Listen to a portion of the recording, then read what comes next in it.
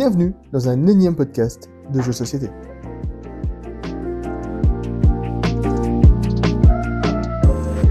Eh bien, bonjour. Bonjour le magnifique. Bonjour Richard.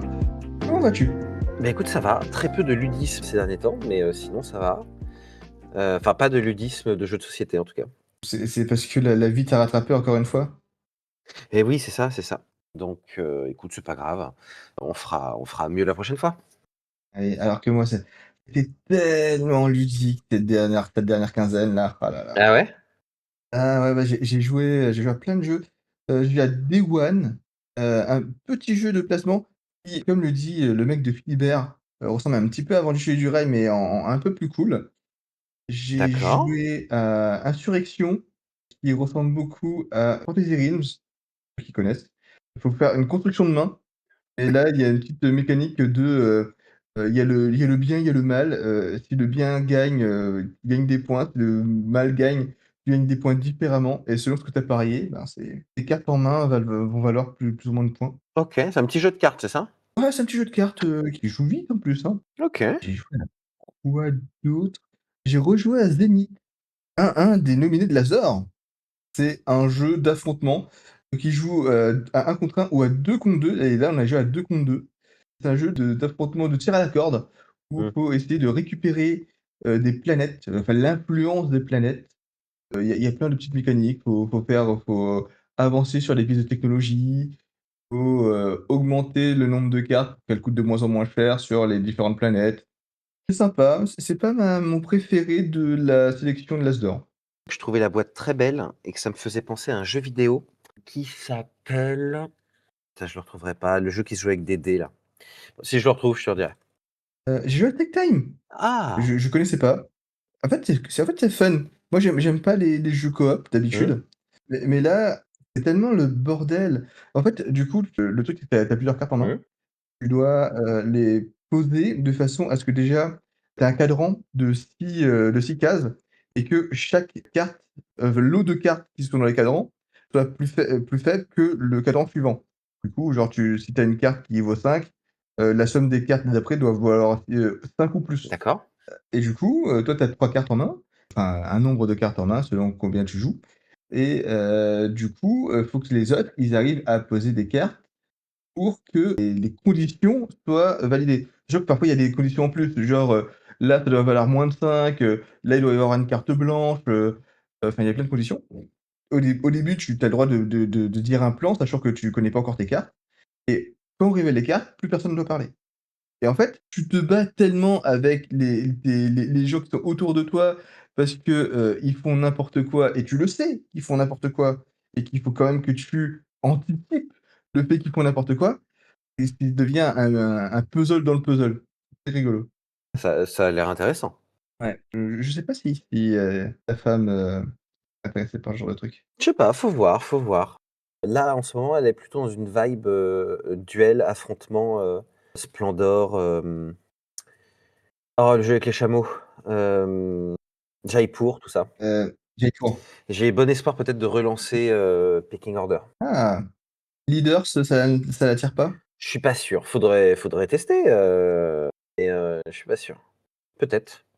Les règles sont très simples, en tout cas. J'ai peur que ce soit un peu trop stratégie pour elle, je suis pas sûr que ce soit son goût, mais Ouais, bon, faudrait tester. peut-être, elle aimera le jeu du jour Mmh, qui est Toy tout à Battle. fait. Oh, quelle belle transition vers le sommaire. Et oui, c'est mon métier, hein, présentateur. Ouais, je vois ça. Alors, du coup, le sommaire, si tu me permets, Je te du coup, permets. on va tester Toy Battle. Il y aura un let's play, vous pourrez le voir sur YouTube, comme d'habitude. Ensuite, on va le classer. On va vous donner des petits conseils tactiques, hein, on n'est pas des bêtes. La question de la semaine, qui sera: comment les goûts évoluent-ils quand on joue depuis longtemps? J'ai beaucoup trop étudié la question, je ne sais pas toi. Tu as beaucoup quoi? Étudier la question. Ah, moi, au contraire, j'ai été relativement, court, donc bon, on verra bien. Ensuite, le proto de la semaine sera sur programmation secrète, anticiper les coups à l'avance. Et là, clairement, peut-être tu auras plus de choses à dire que moi. Ah, pourtant, j'aurais cru que c'était tes petits chaussons, ça. Et oui, moi j'aurais cru aussi, mais là, pas de naspi, pas de naspi. Oh, bah, ça arrive à tout le monde. peut pas être le meilleur de soi-même tous les jours, hein. C'est ça. Et enfin, un petit jeu qui nous fait de l'œil. Quelque chose à rajouter? Non, ça me paraît super. Eh ben, nickel, eh ben, on peut présenter Toy Battle. Qu'est-ce que Toy Battle? Tu veux que je me lance ou? Heu, bon, oui, oui, vas-y. Alors, Toy Battle. Déjà, on peut peut-être dire que c'est nommé à l'As d'or, catégorie meilleur jeu de l'année. C'est vrai. Peut-être que les gens qui nous écoutent savent déjà, qui a gagné l'As d'or. Ah bah Je sais oui! pas. Et oui, car dans 15 jours, ouais, ouais, ouais. Donc peut-être a-t-il gagné? Je suis pas sûr moi, hein, je pense pas. Même si ça a l'air très chouette, je suis pas sûr. On verra bien. Donc c'est nommé à l'As d'or. Non, c'est oui, voilà, c'est ça, c'est nommé à l'As d'or. C'est designé par Paolo Mori. Donc je suis allé voir, il a fait quelques jeux, qui ont l'air chouettes, mais que je ne connais pas, Libertalia, Fall of Rome et Alessandro Zucchini, c'est le deuxième co-auteur, Crazy Race et Liguria. C'est édité par Repos Productions, les gens qui ont fait, par exemple, parmi d'autres, Seven Wonders, Concept, Masquerade. Donc voilà Mascara. ouais, un éditeur, bien en place et encore j'ai sélectionné que ces 3 là. Un éditeur bien en place Mmh. et des designers qui ont l'air, relativement expérimentés, donc ça promet que du bon. J'ai pas grand chose de plus à présenter, je peux passer sur la règle du jeu, sauf si tu as autre chose à raconter? Bah, non, non, pas de fun fact, à part qu'il n'y a pas de véritable jouet dans Toy J'ai Battle. été extrêmement déçu. C'est ce qui m'a fait bouder le jeu pendant Ah longtemps, hein. ouais, ouais, moi je trouve que alors je comprends bien en matière d'édition pourquoi, c'est compliqué de faire ça, mais même des petites figurines, taille Monopoly, ça m'aurait suffi presque, tu vois? Mais je m'attendais vraiment à avoir une boîte que tu ouvres et c'est comme la boîte de ton grenier avec tous les jeux mélangés, tous les jouets pardon, mélangés, et là donc non, c'est des petits supports, cartonnés, c'est ça? Oui, c'est ça. Ah, c'est trop triste, c'est trop triste. Je comprends le A problème de production, mais c'est trop triste. Après l'édition est quand même folle, hein. Il y a plein de matériel, il y a des petits tabliers, chevalets en bois, la boîte, elle est très belle, non, ils ont fait quand même un très gros effort sur l'édition, sur le matériel, mais pas forcément dans là où on les attendait. Ouais, ouais, ouais, mais bon, c'est marrant, tu vois? Parce qu'on ne s'était pas concertés et ça nous a tous les 2 fait tiquer, donc on doit pas être les seuls. C'est sûr. Donc Toy Battle, un jeu compétitif pour 2. Le but du Mmh mh. jeu, c'est soit d'occuper la majorité d'une zone de bataille, d'un plateau de jeu, soit d'atteindre le QG adverse, soit d'avoir plus de points que l'adversaire. Voilà, il y a 3 conditions alternatives de victoire. À chaque Ah, il y en a que 2 ah! des conditions alternatives. Bah, j'en avais noté 3 moi.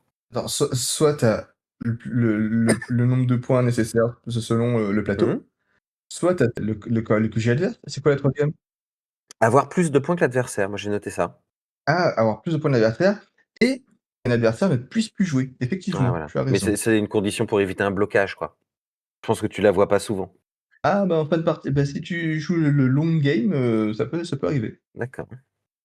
Donc, à chaque tour, d'un joueur, il y a 2 actions possibles qui sont alternatives. C'est soit l'une, soit l'autre. Soit on place une tuile sur la zone de bataille, sur une case adjacente à une case déjà contrôlée, soit on pioche 2 tuiles et c'est à l'adversaire de jouer. Chaque tuile est présente en 3 exemplaires et possède une valeur d'attaque de 1 à 7. Quand il y a combat, une tuile X peut recouvrir n'importe quelle tuile d'une valeur inférieure. Il y a un joker, le canard, qui peut recouvrir n'importe quelle tuile, mais qui peut être recouvert par n'importe quelle tuile. Et pour moi, c'est tout pour les règles. Est-ce que toi, tu vois autre chose?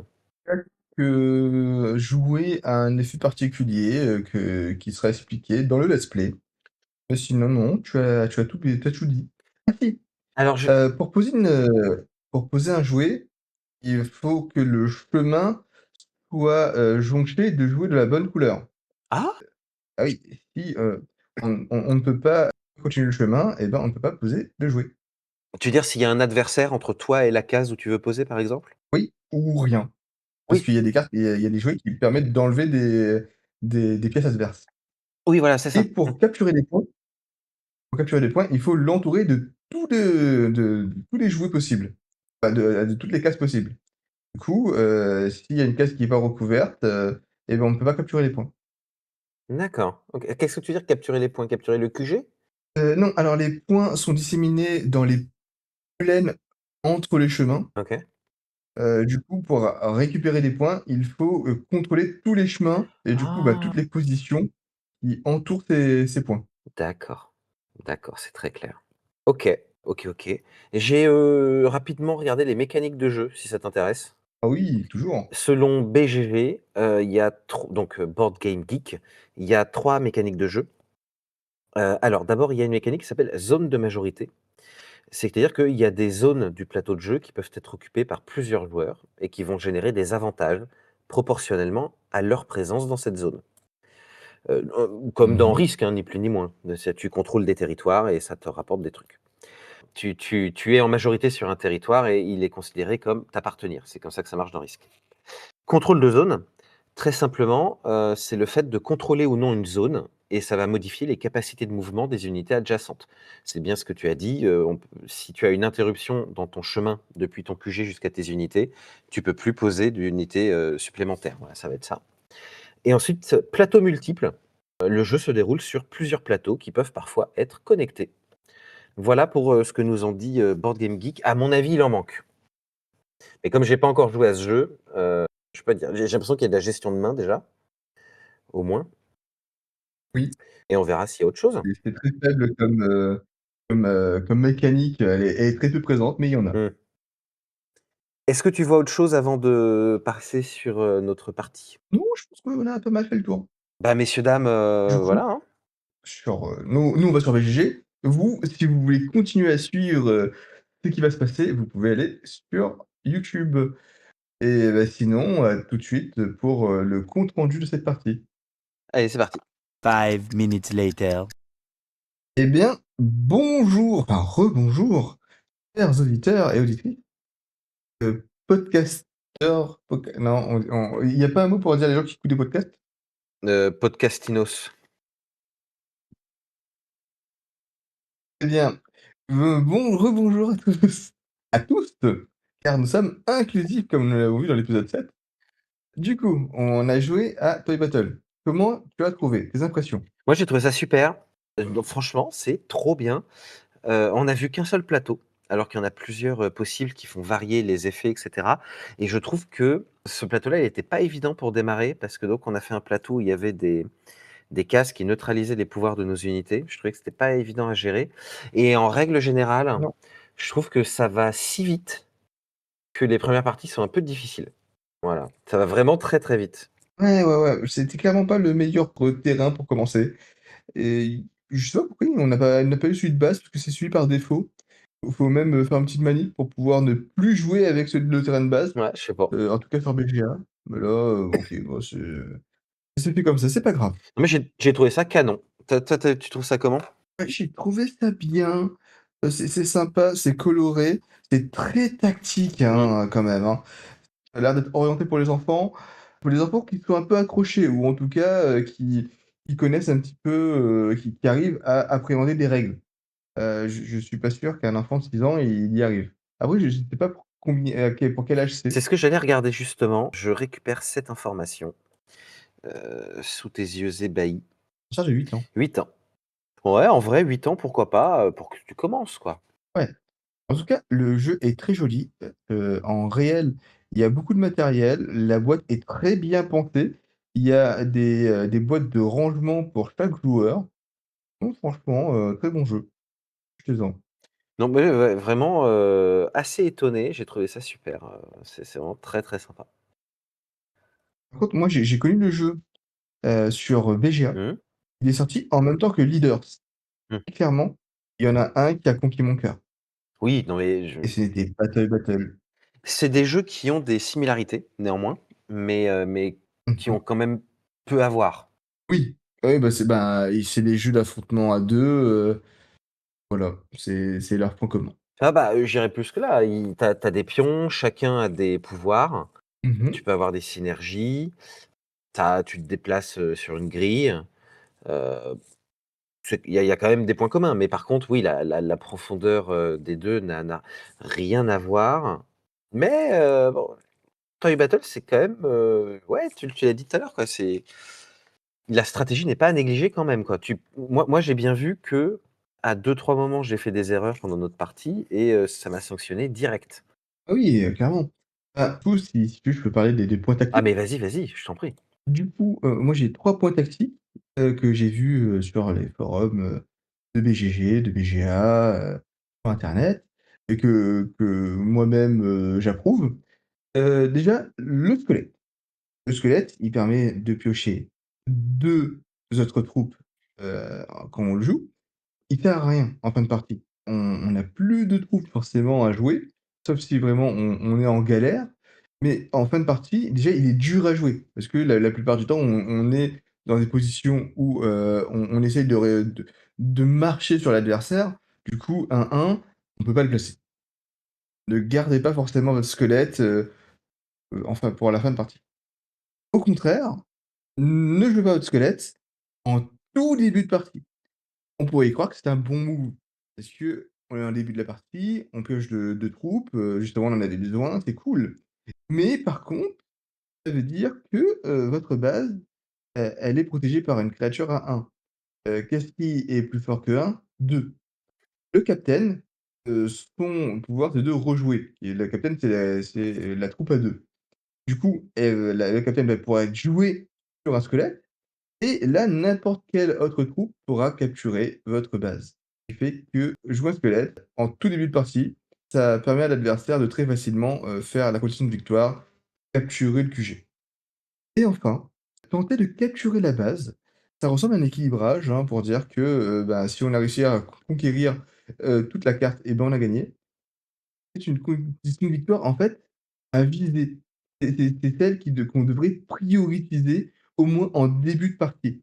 Parce que, si on arrive à mettre si on arrive, à faire le pari et réussir le pari de conquérir ne serait-ce que le 3/4 de la carte, et ben, on aura beaucoup plus d'espace et on pourra respirer beaucoup mieux pour pouvoir récupérer des points. Même si, du coup, l'adversaire, avait l'avantage en début de partie là-dessus. Qui donne un late game, bien plus important. Voilà, donc c'était mes 3 points tactiques. OK. Est-ce que tu en as rajouté? Ah non, je n'ai pas rajouté, puis j'ai volontairement, comme c'était mes premières parties, j'ai volontairement pas regardé les conseils tactiques pour, découvrir le jeu, D'accord. Et moi j'avais vu un tournoi de Toy Battle ouais. et c'était une petite fille du 10 ans, qui avait gagné le tournoi. Non! Incroyable! Et si elle était très, très forte, hein. Waouh! Ah franchement, et comme quoi, on dit les enfants d'ailleurs, j'ai une connaissance qui, fait, des échecs et il nous dit, il nous le répète: méfiez-vous des enfants en tournoi d'échecs». Mmh. Parce qu'ils ont soit ils sont pas classés, soit ils ont un classement très bas. Mais les enfants, ils arrêtent pas d'évoluer. Ce qui fait que leur classement veut absolument rien dire. En fait, tu arrives, tu dis: «Ah bon, bah, Elo 2000, il est Elo 1500, je vais le défoncer». Pas du tout. Intéressant. OK, beh, je ne sous-estimerai pas les enfants, mais bon, on les défoncera quand même par principe, Si possible. si possible. Et à moins que tu aies quelque chose à rajouter, je pense qu'on peut classer notre, Toy Battle dans notre, classement. Eh ben, très bien, classons. Je rappelle peut-être que notre classement est dominé actuellement par Leaders et compte 7 jeux. Dans l'ordre, ça Mmh. fait Leaders, Tag Team, Q-Birds, Altered, Duel pour Cardia, Draftosaurus, Sea Salt and Pepper. Et la dernière fois, c'est moi qui ai Eh ben, très commencé, donc bien. je t'encourage à commencer. Alors, je trouve que Toy Battle, c'est un très bon jeu à 2. On en a beaucoup dans notre classement. Qui permet une rejouabilité certes non nulle, mais je trouve que le design est moins bien que Q*bert, car les jouets sont pour la plupart pas carrés.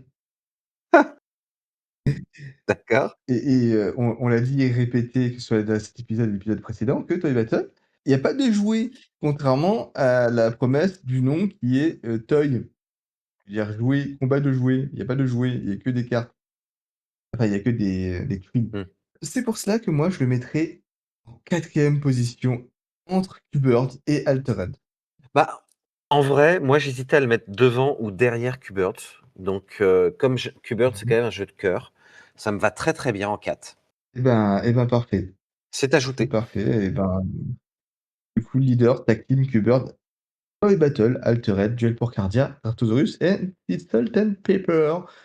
Rappelons-le, ces jeux sont des très bons jeux. Ah oui. Pas parce que Salt and Pepper est derrière que c'est un mauvais jeu. Non. Pas du tout. Non, non, c'est juste, bah, et les critères scientifiques qu'on a choisi de conserver qui, s'appliquent, d'une manière, je dirais, fatale, quoi, fataliste, fatale. Eh ben, je pense qu'on peut passer à la suite. Grave. La question de la semaine. Et j'ai été tenté de récupérer mon ukulélé pour faire une petite transition et là, j'ai la flemme. Moi, j'ai ma flûte qui est pas loin, mais j'ai des enfants qui dorment, donc j'ose pas. Bon, est-ce que tu veux que je récupère mon ukulélé? Il me regarde, il est pas loin. Si tu veux, je siffle le générique. Allez, vas-y.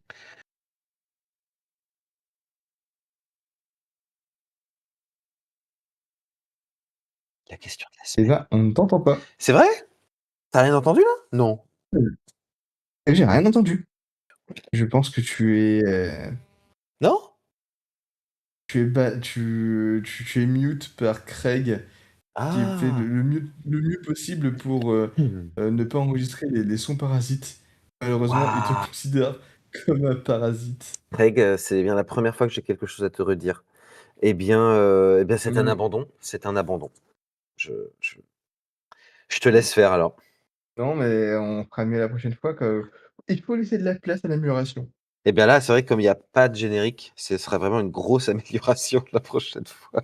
Ah, peut-être que quelqu'un se chauffera à enregistrer, à pré-enregistrer et à le mettre dans le Discord. On peut mettre des sons. Mais ça existe des banques de sons de gén ah oui, c'est vrai, tu as raison. Mais carrément, on pourrait utiliser ça, mais il faudra vérifier qu'on l'entende à l'enregistrement. Je sais pas si Craig le prend ça. Du coup, la question de la semaine, c'était comment les goûts évoluent quand on joue depuis longtemps? Tu commences ou je commence? Bah, commence parce que tu as dit que tu avais, bien travaillé cette question. Oui, alors, bah, déjà, comme d'habitude, comme dans l'habitude, on va définir un petit peu ce qu'on raconte. Qu'est-ce qu'un goût? Un goût est la faculté de percevoir et de discerner les beautés, les défauts des choses, notamment dans les domaines esthétiques et intellectuels. On va essayer de voir pourquoi les gens, ont des goûts qui peut-être évoluent dans le temps. Alors, dans ce podcast, on clame très souvent utiliser la science et là, je me suis dit: «Cette question qui paraît toute somme anodine, n'a-t-elle pas un background scientifique?» Soyez étonnés, chers auditeurs, audiospectateurs, question a été effleurée de près ou de loin par la science. Et si, le jeu de société est relativement un domaine qui est mal encore étudié, dans les sciences sociales ou dans toutes les types de sciences possibles, à part dans la théorie du jeu, il y a quand même des articles qui en parlent.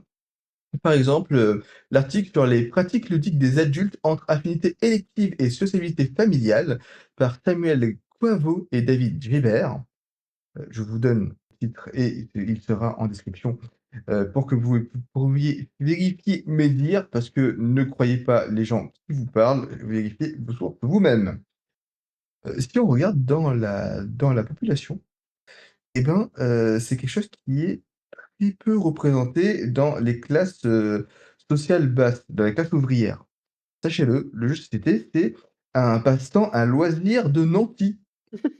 Ah, bourgeois qui aimait les jeux de société. En même temps, c'est difficile de jouer à un jeu de société quand tu dois aller travailler à la mine tous les jours, quoi. C'est ça.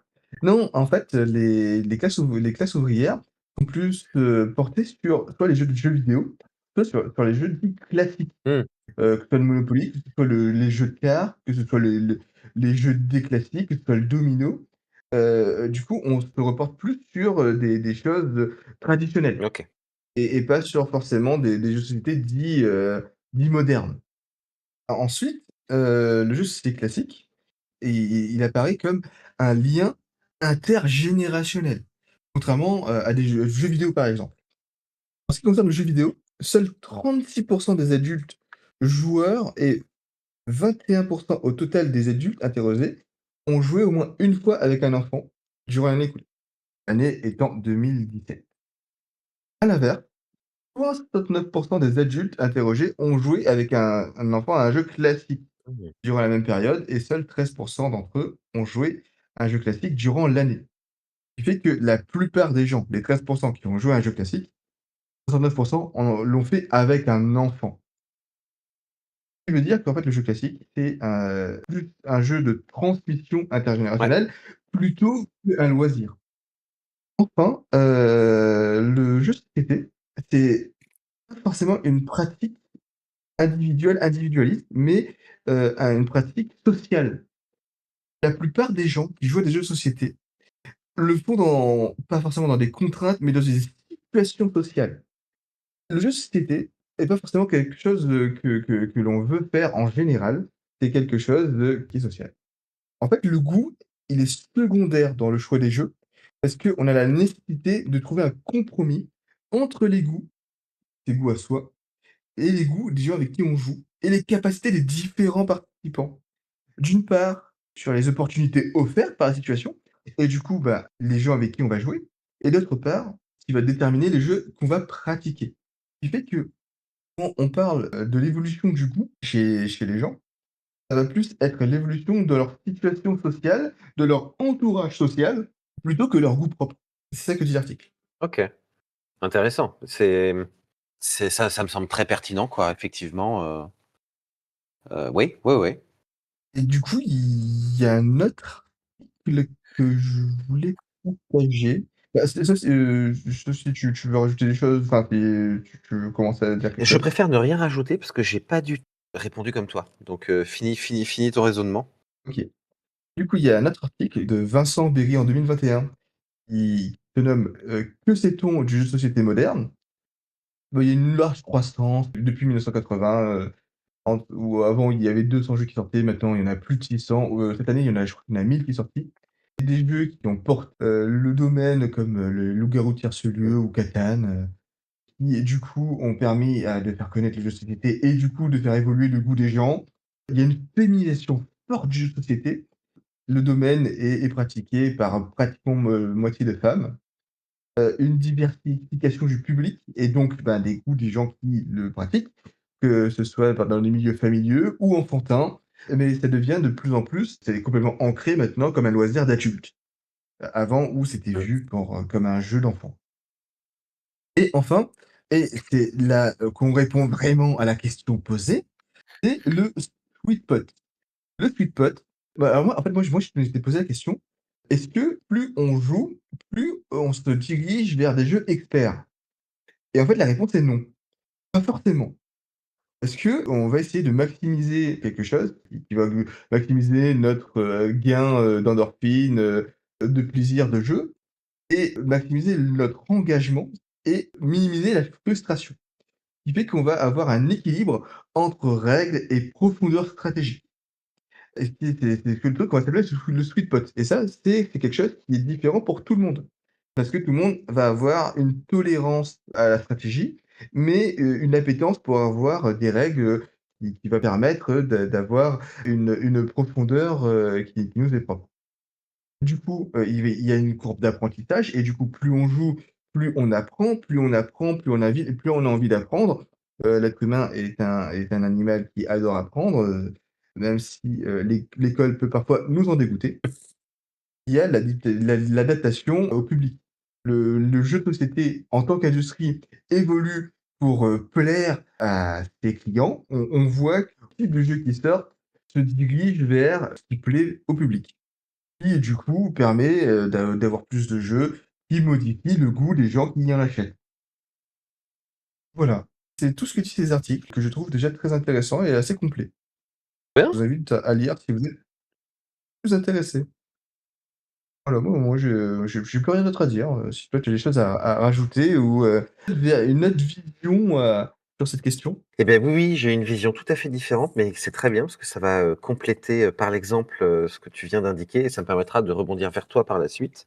Toi, tu as eu une vision surplombante pour essayer d'analyser, finalement, sociologiquement, psychologiquement, comment des goûts peuvent Tout à fait. évoluer, dans des catégories de population, des classes sociales, des catégories de joueurs aussi.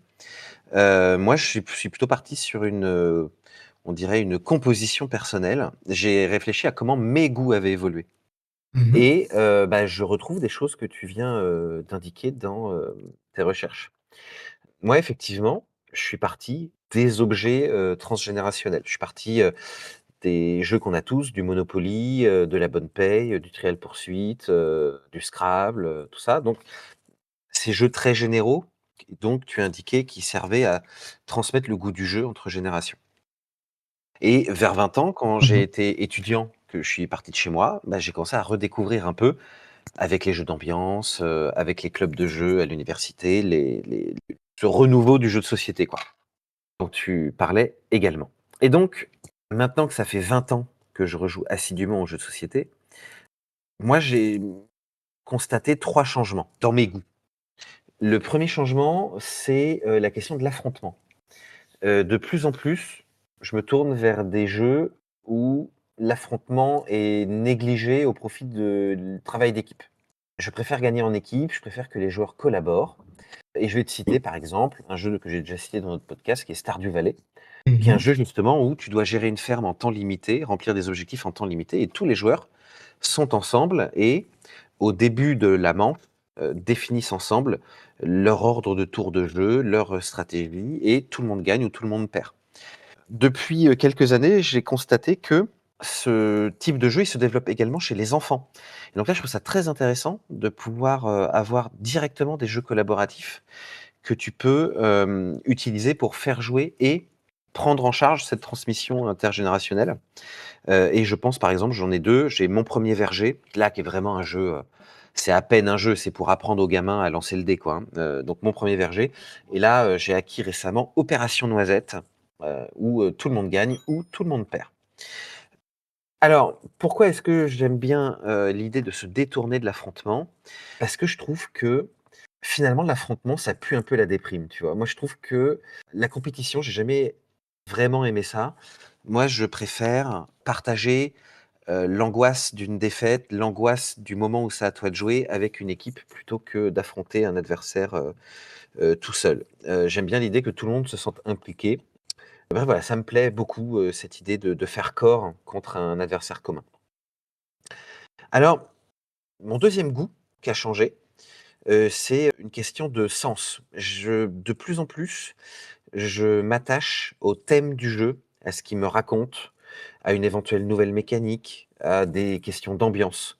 J'aime bien avoir joué à des jeux dont le setting change un peu, dont le matériel change un peu et surtout qui me racontent quelque chose. Par exemple, j'ai un jeu chez moi auquel j'ai malheureusement peu joué, mais qui s'appelle Le Testament du duc de Crécy. Jeu expert, je pense, Ah oui. initié ou expert à mon avis, où tu construis la généalogie d'une famille sous l'Ancien Régime et bah, ça, j'ai vu ça nulle part ailleurs et c'est trop chouette et fondamentalement, les mécaniques sont assez classiques. Voilà, ça raconte quelque chose et les mécaniques de jeu illustrent parfaitement ce que ça raconte. C'est vraiment trop bien. Ou je pourrais également te citer, j'en ai également déjà parlé dans notre podcast, Aria, un jeu de rôle qui permet de changer un petit peu de Donjons et Dragons et justement d'aller vers un sens différent, un renouvellement de la narration, une simplicité accrue des règles, une absence de combat aussi. Un autre goût qui a changé, mais celui-là par nécessité, et tu l'as dit également, il y a des périodes de la vie où ta manière de jouer diffère. C'est que je joue de plus en plus à des jeux à 2 et de plus en plus à des jeux simples. Donc mon sweet spot bouge. Il bouge pas, par goût, parce que ça me plairait de temps en temps de faire un jeu expert, même si, je pense pas que j'en mangerai tous les jours, mais pour des questions, bah, de temps, de partenaires de jeu et cetera. Malheureusement, les jeux à 2, ils sont très souvent basés sur l'affrontement, donc ça contredit ma première évolution en matière de goût. Voilà, je connais pas de jeu ou je n'ai pas vraiment fait de recherche sur des jeux coopératifs à 2. Si tu as des idées, je suis preneur. Tu me diras ça après. Un dernier goût qui me titille beaucoup et ce sera d'ailleurs, tu verras, mon jeu qui me fait de l'œil. J'ai pas encore pleinement sauté le pas, mais j'aimerais bien m'orienter plus vers le jeu solo pour imprimer mon propre rythme, tu vois? Être le seul, maître à bord, sur le rythme du jeu, pour pas dépendre de la décision d'un autre joueur, pour éventuellement tricher sans culpabilité, si, ça se passe pas bien, tu vois? Pour garder pour moi, mon voyage, mon aventure, quoi. Et je terminerai mon petit propos, par 2 constantes. C'est-à-dire que j'ai aussi des goûts qui n'ont pas changé et bah, mine de rien, c'est aussi intéressant. Depuis que je suis petit, j'adore les jeux de connaissances et c'est toujours resté. Voilà. Donc j'ai effectivement troqué, le Trial Poursuite pour tu te mets combien, mais j'aime toujours apprendre des trucs. J'aime toujours me tester et évidemment, j'aime toujours montrer que je sais des trucs. Voilà. Et après, je sais pas si tu es pareil, mais je te disais tout à l'heure que j'avais une attirance nouvelle pour les thèmes originaux, mais il y a quand même des thèmes qui, instantanément, me donnent envie d'acheter une boîte ou de tester une partie, tu vois? Si c'est sur l'espace, si c'est sur les dinosaures, les chevaliers, les pirates, tout ça, ça marche trop quand même trop bien et ça te donne trop envie d'y rejouer, voilà, un peu comme si tu restais, un petit peu un petit enfant, quoi. Et voilà, c'est tout ce que j'avais à te dire. Je trouve que ça recoupe pas mal ce que tu as dit et j'aurais tendance à te demander pour, finir, cette question de la semaine, si toi, là, à brûle-pourpoint, tu voyais des goûts qui, toi, personnellement, avaient changé ou au contraire qui n'avaient pas changé? Je suis jamais allé à brûle-pourpoint, mais je vais de répondre. Heu, alors, des goûts qui ont changé, bah, oui, forcément. J'étais beaucoup jeux d'ambiance, mais comme je l'avais dit, comme, qui fait écho avec ce que j'ai dit, c'était surtout parce que, j'avais des amis qui jouaient beaucoup aux jeux d'ambiance, principalement avec eux que je jouais et moi, personnellement, je n'avais pas de jeux de société.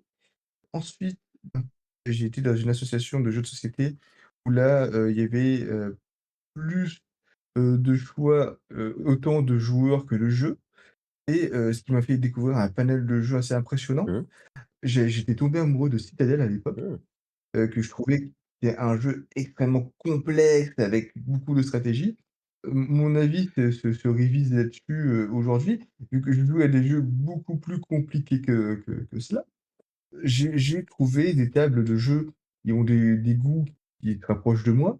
Parce qu'il y a des jeux, comme Dune, comme Root, comme, Galaxy Cruise, des jeux assez complexes qui peuvent prendre plusieurs heures.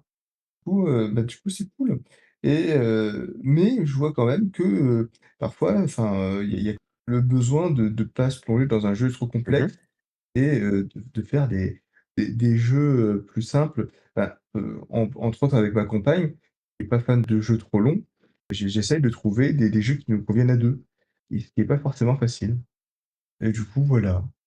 OK, et est-ce que tu as des, tu dirais, des constantes, par contre, des goûts qui n'ont pas changé, te semble-t-il?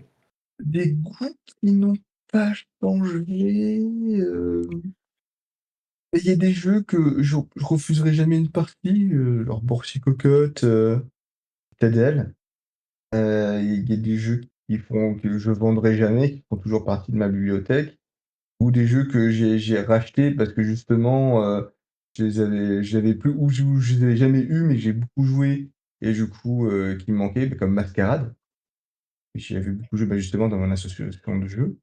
C'est vrai que, bah, du coup, je suis quelqu'un qui se lance dans des jeux pendant longtemps, mais que quand j'arrête, j'arrête complètement.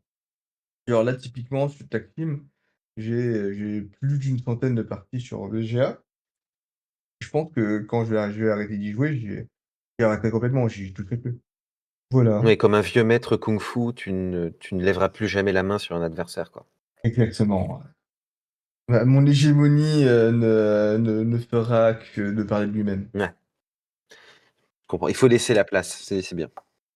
Et toi, du coup, il y a aussi la question, des jeux pour enfants qui prend beaucoup de place, maintenant, Oui, oui, oui, bah, alors attention, il faut les remettre pour ce qu'ils sont. Pour moi, les jeux pour enfants, ça a 3 vertus. La première vertu, c'est de faire enfin autre chose et d'occuper le temps autrement parce que, bah, quand tu as des enfants, l'enjeu principal, c'est de faire passer du temps autrement que devant, un dessin animé et des fois, bah, c'est compliqué de trouver des activités et le jeu de société, c'est vrai que c'est une activité, bah, qui change un peu, qui prend du temps, qui développe des compétences, intéressantes. La deuxième chose, c'est que ces jeux pour enfants, bah, justement, ils permettent d'entrer doucement dans l'idée des mécaniques de jeu, mais aussi du comportement du joueur. Tu vois, toute la gestion de la frustration d'un enfant, c'est pas facile, quoi. Et seulement dans un troisième temps, je dirais, seulement dans un troisième, c'est l'idée de, bah, de prendre notre mal en patience en attendant de pouvoir jouer aux vrais jeux de société super chouettes, quand ils seront plus grands, quoi. Enfin, pour moi, c'est vraiment la salle d'attente. une phase d'entraînement. Ouais, c'est ça, c'est même pas trop une phase d'entraînement, c'est, ouais, voilà, la salle d'attente, des vrais jeux, quoi. On attend, alors ça veut pas dire qu'ils sont pas bien. Il y en a qui sont mécaniquement excellents, qui ont demandé beaucoup de soins et cetera, mais Moi, je les vois vraiment comme un moyen de donner le goût pour pouvoir plus tard accéder aux jeux qui m'intéressent, quoi. C'est pour ça qu'en ce moment, je suis beaucoup sur les versions kids des jeux que j'aime bien. Voilà. Ouais.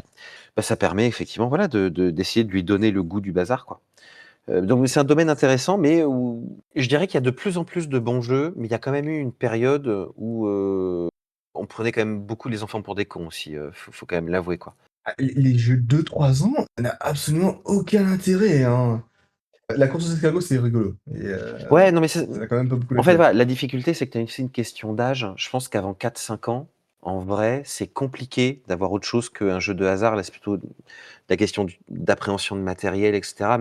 Mais au moins, effectivement, tu parles de la course des escargots, parce que c'est un jeu que tu as offert à mon gamin, et que j'adore, qui est vraiment un de mes jeux préférés. Alors que vraiment, on jette un dé et c'est du pif. Il y a que du De hasard. tout ce qu'on a testé en jeu de 2-3 ans, c'était clairement le meilleur. Oui, mais parce que, finalement, c'est les jeux de cet âge-là, c'est principalement des memories, en vrai. Des memories Oui. ou des variations des 7 familles, et tu as vraiment 3 mécaniques et c'est que ça.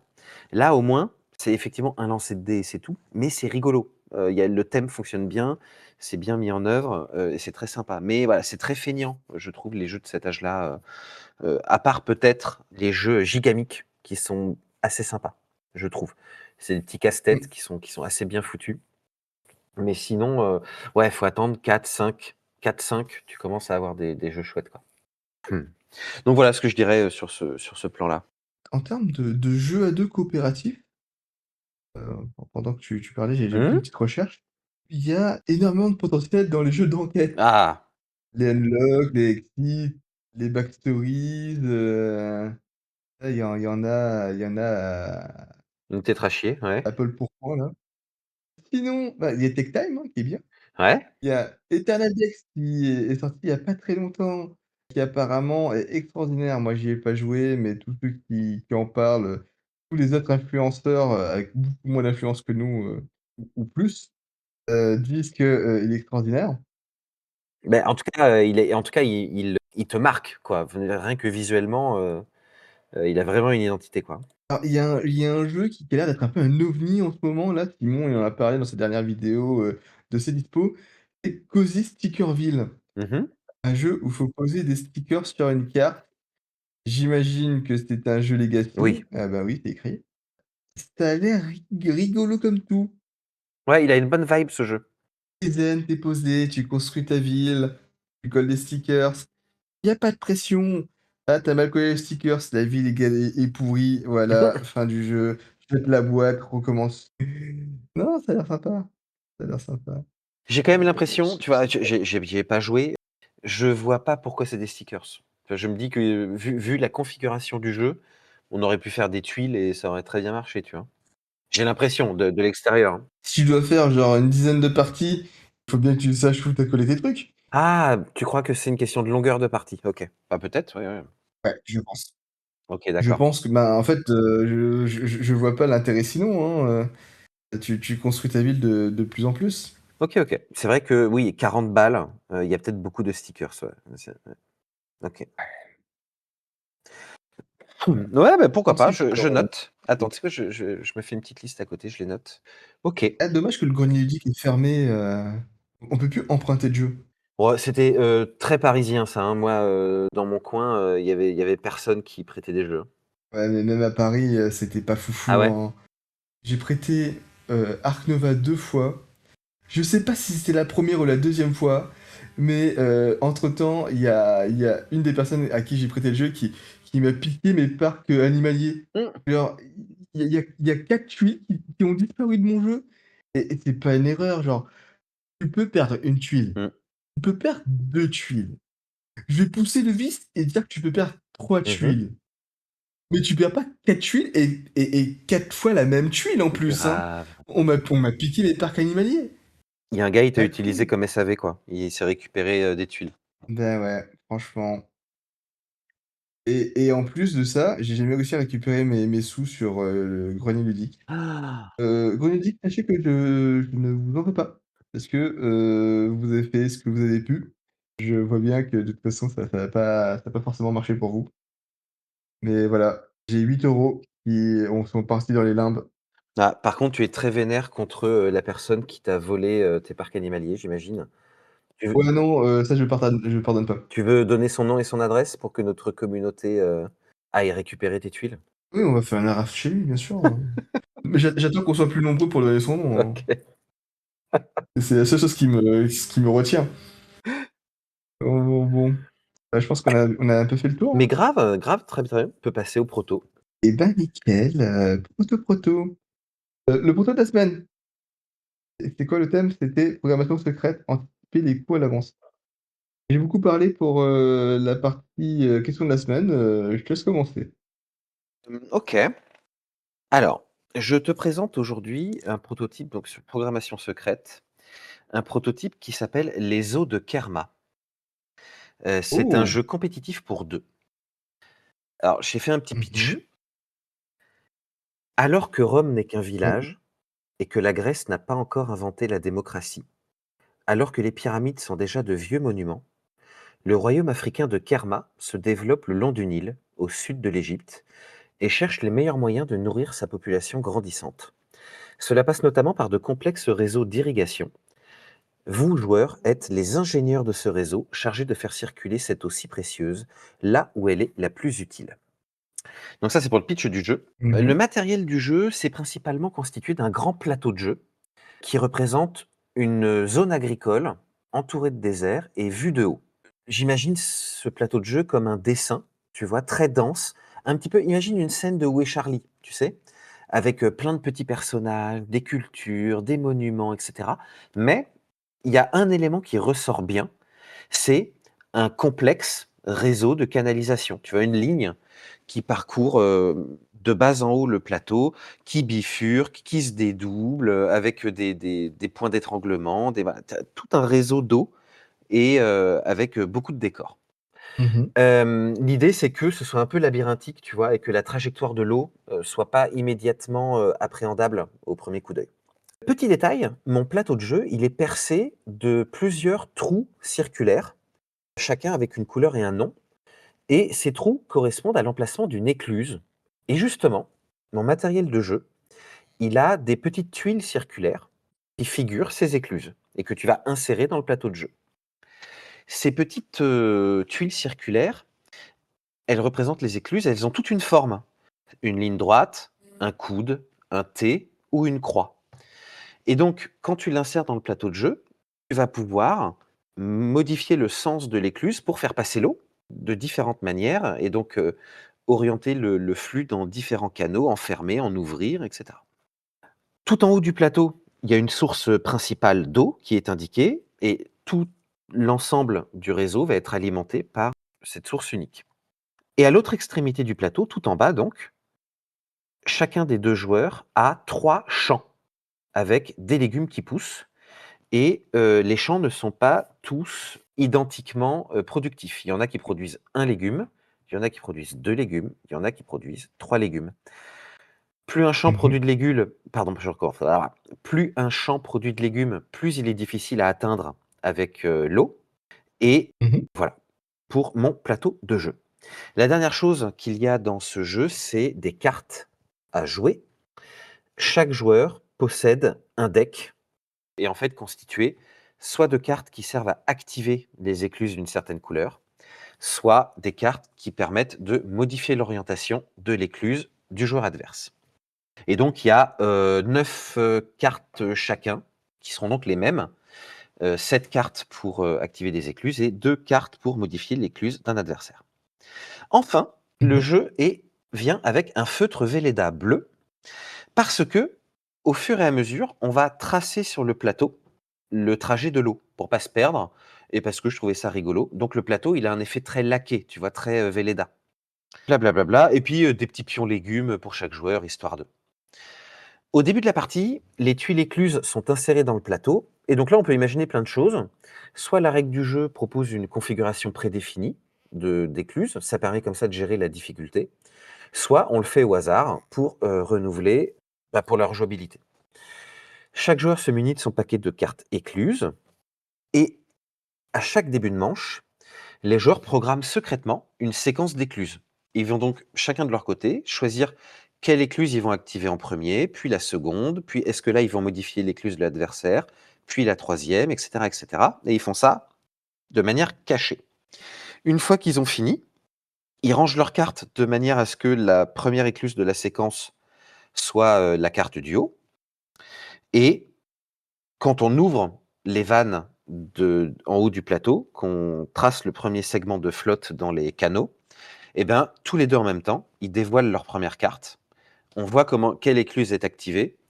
On fait le courant jusqu'aux écluses suivantes et on révèle la deuxième carte, etc., etc., etc. Et le but, c'est qu'ils vont découvrir ensemble, au fur et à mesure, la séquence d'écluses qu'ils ont faites et comment ça va influer sur les autres. Est-ce que le gars, il voulait activer cette écluse-là, mais du coup, le canal a été fermé par le joueur adverse au coup précédent, etc., etc. Et tu peux éventuellement rattraper, parce que les cartes de modification d'orientation d'une écluse, bah là, tu choisis l'orientation au moment où tu joues. Donc, tu as moyen de te rattraper pendant ta séquence comme ça.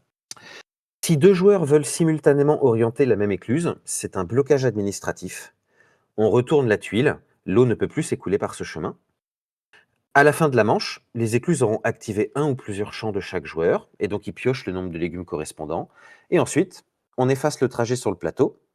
Entre chaque manche, chaque joueur a la possibilité d'intervertir 2 écluses, pour, éviter de refaire la même chose, tu vois? Comme ça, on varie un petit peu la partie. Et puis on passe à la manche suivante. Au bout de 3 manches, on compte le nombre de légumes. Le plus productif gagne.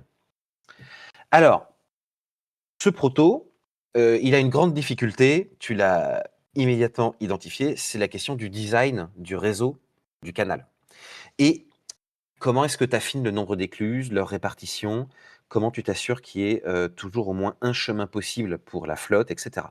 Bref, il y a beaucoup de travail, mais je me disais, mon cher magnifique, que, c'est peut-être un truc qu'on peut faire avec Python.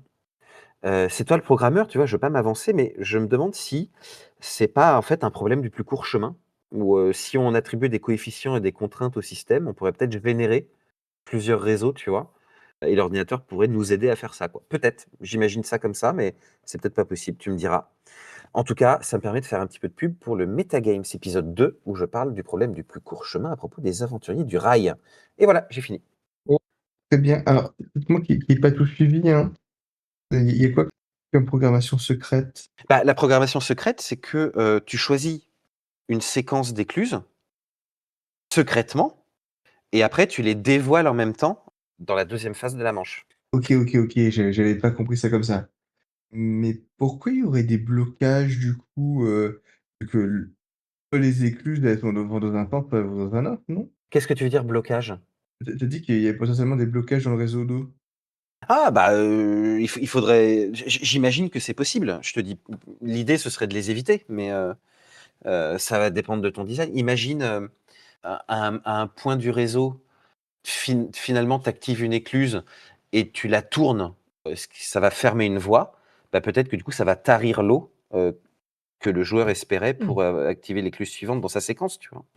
Oui, mais ça c'est son problème. Oui, je suis Il y a d'accord avec pas toi. d'eau dans une église qu'il a ouvert, Oui, oui, mais ce que je veux dire, c'est que OK. il faut trouver un moyen d'éviter que au bout du deuxième tour de la séquence, en fait, tu as un joueur qui soit déjà baisé parce que, il a plus d'eau dans tout son chemin qu'il avait prévu à l'avance, tu vois?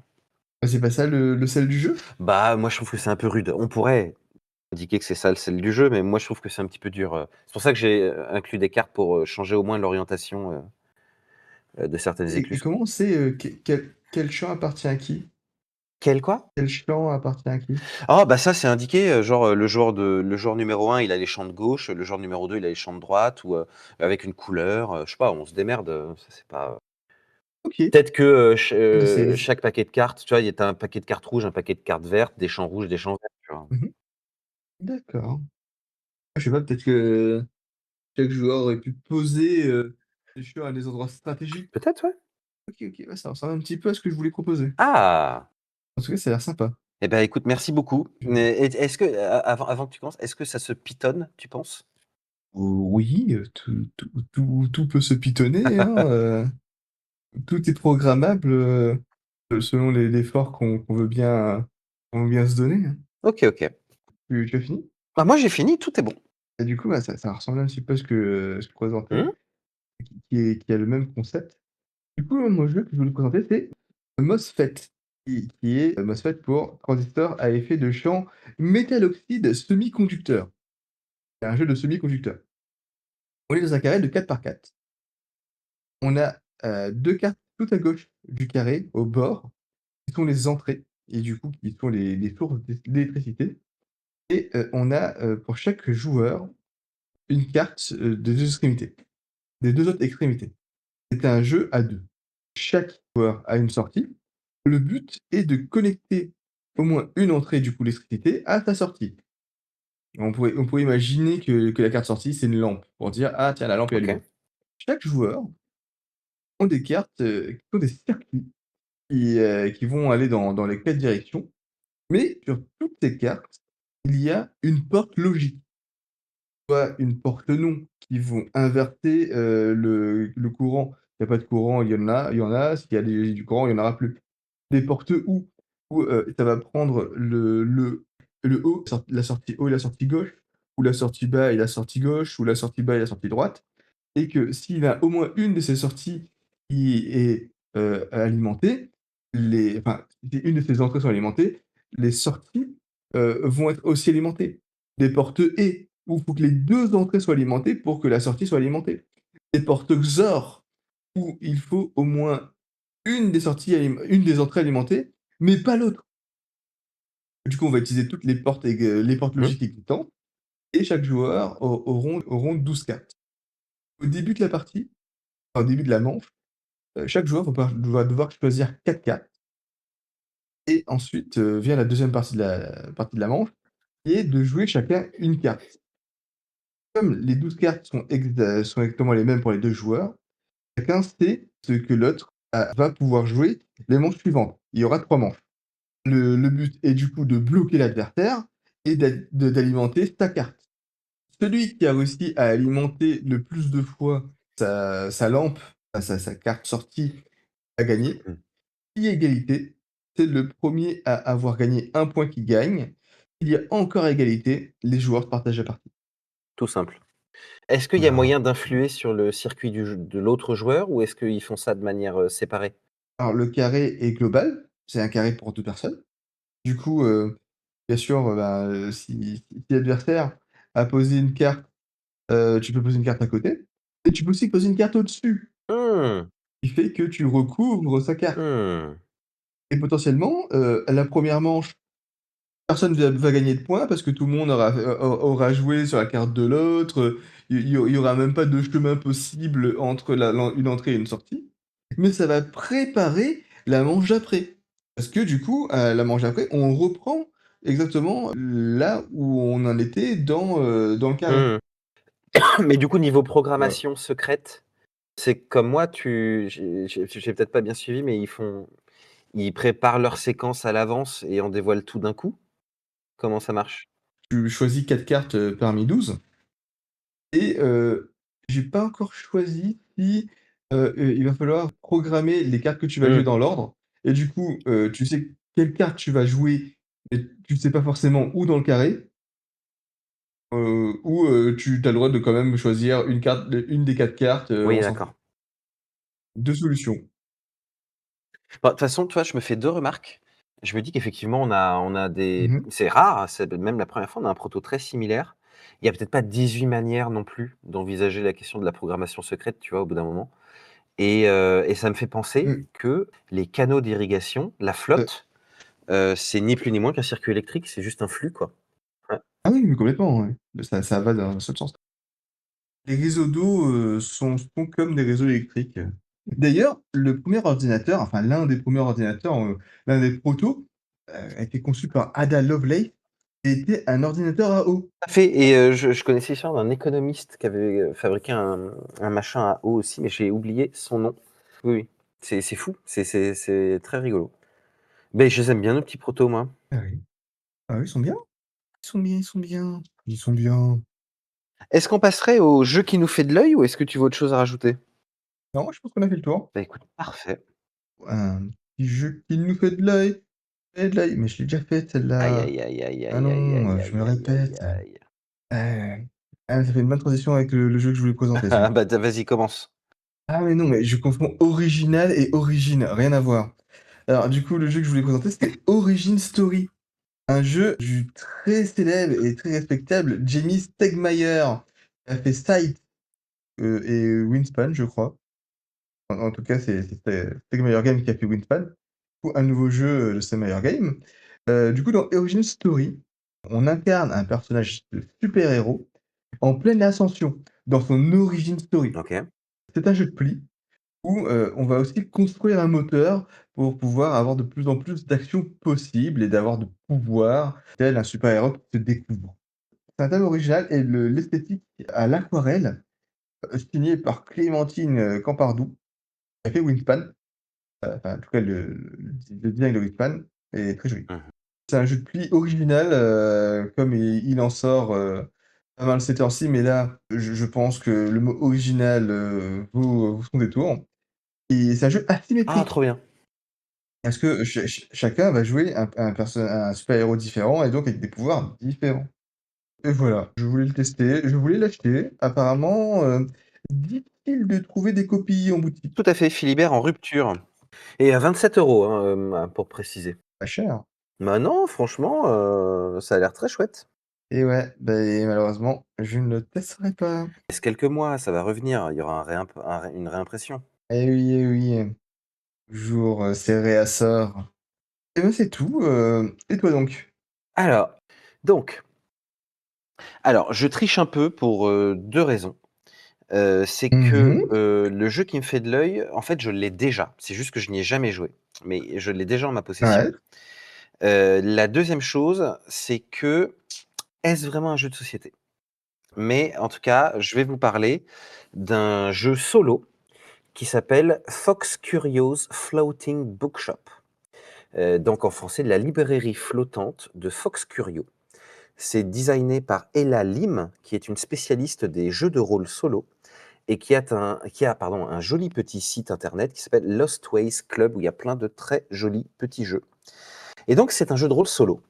Tu joues le propriétaire d'une librairie flottante que tu conduis le long d'un fleuve de ville en ville. Le voyage dure 1 an et pour jouer, chaque journée, tu dois écrire ce qui se passe dans ton journal. Comme tout jeu de rôle, tu as un gros livre qu'on appelle une bible avec tout l'univers, les différentes villes que tu peux croiser, le fleuve, les saisons, et cetera. Tu choisis une fiche de personnage, sachant que tu joues un peu comme dans Roots, des petits animaux anthropomorphes et tu as évidemment, comme c'est un jeu de rôle, du hasard, de l'aléatoire qui te permet notamment de générer le stock de ta bibliothèque, mais aussi des livres spécifiques que tu vas vendre à tes clients, mais également les clients que tu croises, le nombre de clients que tu croises, les avaries que tu peux subir, et cetera, et cetera. En fait, l'idée de ce jeu, c'est d'être un support d'écriture et ça a d'ailleurs un nom, on appelle ça le solo journaling. Au fur et à mesure qu'il t'arrive des trucs qui sont aléatoires, mais toi, tu vas les relater comme dans une histoire. Tu vas t'inventer des objectifs, tu vas t'inventer des amitiés avec les clients que tu croises, des inimitiés avec les gens que tu croises dans la ville, et cetera. Et à la fin de la partie, bah, tu auras un document de 365 entrées qui va constituer un véritable récit structuré et ce sera le récit de ton aventure. C'est merveilleux, ça a l'air, tout doux. Personnellement, je l'ai acheté sur itch.io. Tu peux l'acheter en physique, mais moi je l'ai acheté en PDF à 17 $. Malheureusement, c'est en anglais non traduit, mais en vrai, c'est gérable et ce serait dommage de s'en passer pour ça et en plus, c'est presque une très jolie manière d'améliorer son anglais. Voilà, Fox Curios Floating Bookshop. Est-ce que c'est pas un jeu dont vous êtes le héros? Bah, alors je dirais, sur le principe, tu pourrais éventuellement dire que oui. Parce que tu vas avoir la mécanique de dés et de fiches de personnages. En revanche, tu choisis pas ton chemin au hasard. Là, ton chemin est Mmh. même complètement balisé. Tu commences en haut de la source et tu descends en bas de la source et tu vas croiser les villes. Il y a pas de combat. Ta progression n'est pas masquée par l'ordre des paragraphes. Tu vois ce que je veux dire? Et en plus, tu as l'aspect écriture, que tu as pas particulièrement dans les livres dont vous êtes le héros. Donc je dirais qu'il y a des points communs, mais il y a aussi des différences assez marquées, quoi. OK. En tout cas, Oh, ça a l'air tout mais ça mignon. a l'air mignon et elle a plein d'autres jeux qui sont trop bien, qui ont l'air vraiment très mignons aussi, mais ça, c'est son best-seller à elle, quoi. Donc voilà, ça a l'air super chouette. Je vous dirai si un jour j'arrive à m'y mettre ou pas. D'ailleurs, sur la moitié des photos que je trouve sur internet, il y a des petits animaux mignons sur les pages du livre. Mais ouais, c'est trop chouette. Mais les animaux mignons ne sont pas en vente en PDF sur itch.io. Ah ouais? Ah, quel dommage. Quel dommage, c'est pas grave, Et- ça peut faire un petit atelier pâte à sel. Tu te fabriques tes petits animaux mignons. C'est ça. Non, mais ça a l'air sympa, ça a l'air sympa, hein. En version physique, je crois qu'il coûte 45 balles. Ouais et je crois surtout qu'il est épuisé, j'ai l'impression que je sais pas comment elle fait. Pour moi, c'est un peu mystérieux la production, mais j'ai l'impression qu'elle imprime ou édite un peu elle-même ou en tout cas avec un tout petit prestat. Elle est australienne. C'est un Kickstarter en 2023. OK. Ou peut-être qu'il n'y a que les versions Kickstarter qui existent.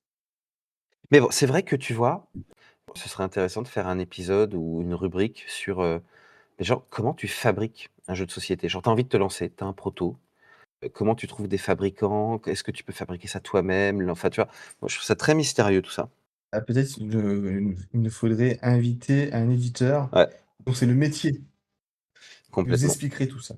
Grave, un jour peut-être, on verra bien. Si vous êtes éditeur et que vous nous expliquez votre métier, n'hésitez pas à nous contacter. Exactement. Ou nous éditer aussi, pourquoi pas. Ou nous éditer. D'ailleurs, éditez-nous et comme ça on saura comment ça marche. Comme ça on pourra l'expliquer nous-mêmes. Eh ouais, Ne, ne donnez pas un poisson à l'homme. Apprenez-le à pêcher. j'allais le dire. Là. Je pense que ça peut être le mot de la fin, hein. Tout à fait, on va s'arrêter là, hein. Très bien. Eh ben, merci beaucoup, Richard. Et merci à vous, chers auditeurs, d'être restés jusqu'au bout. D'ailleurs, je vois dans les stats, il y a beaucoup de gens qui écoutent, mais le nombre d'écoutes ne correspond pas du tout au nombre d'heures que les gens auraient pu, que les gens devraient avoir pour qu'ils écoutent, tout le podcast. Ah! Vu qu'il y a des gens juste, ils écoutent un petit bout et après ils se disent: Non, ça pue, je me casse». Ah peut-être, hein, tu sais, mais je pense qu'il y a plein de dès que les podcasts sont un peu longs, j'imagine que tu as une déperdition importante, hein. Ouais, ou peut-être que les gens, ils écoutent, petit bout par petit Ouais, c'est bout, ça hein. aussi, ouais. Non, mais même s'ils écoutent petit bout par petit bout, ça colle pas. Bon, bah, écoute, Et là, je suis sur un épisode là, il y a 20 lectures, mmh? mais 3 heures de lecture. Ah oui, effectivement. Pour un épisode de 1 heure. Ça Ouais, ne fonctionne pas. ouais, complètement. Et Ah c'est merci à ceux qui nous écoutent en entier. effectivement, merci à vous tous et puis, et à vous toutes et bah, dans 15 jours. Dans 15 jours. Là, Cannes sera passé et peut-être on fera notre, épisode post-Cannes. Trop bien, j'ai hâte. Allez, bonne soirée. Salut!